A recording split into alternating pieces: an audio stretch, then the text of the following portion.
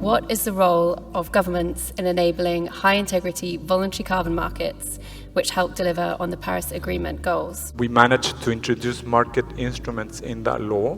To make the decision on whether, which sector, which type of project should be used for the voluntary carbon market. Providing readiness support to countries on carbon markets, carbon pricing, setting up domestic compliance markets, and more recently, of course, on Article 6. We are now translating for adaptation because we have faced the same challenge as we did for mitigation 20 years ago. Not to change the system, but more to do an institutional change. To quantify impacts in order to push forward adaptation-based mechanisms. I'm really happy to see almost 100 people in Article 6.8 side event. Where should we be focusing in order to provide certainty around the legal nature of carbon credits? How to use digital assets. How innovation is important and how finance is important. Innovation and clean tech is really key to succeed. By applying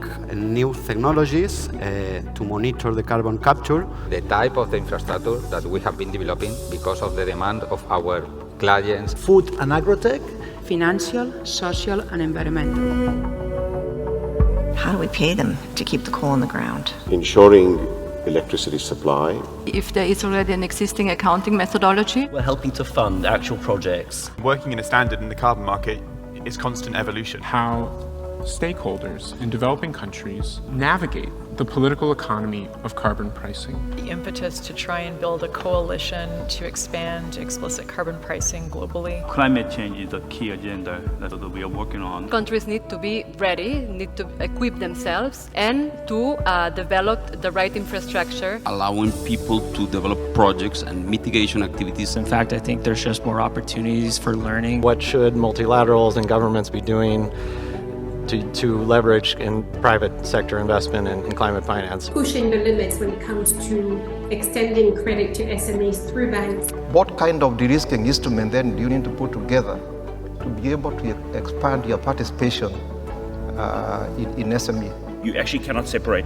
in our view, kind of climate finance and almost an advisory element. Who considers themselves a practitioner of social inclusion or gender?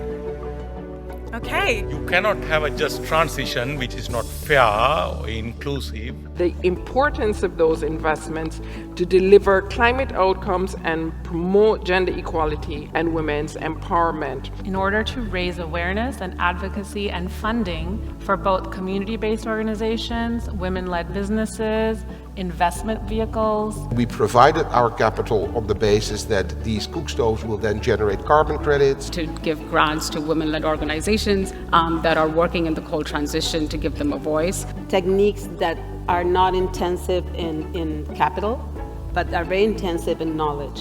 There's a need for a lot of capacity building. The actual beneficiaries of those carbon credits still get a fair share of it. Raising awareness among policymakers, financial organizations, farmers, consumers. And looking finance for climate adaptation and biodiversity. Taking biodiversity and climate crisis together and their combined social impacts. I think we need to look at global goals. Try to stay below 1.5 degrees. You need the champions that drive the policy forward.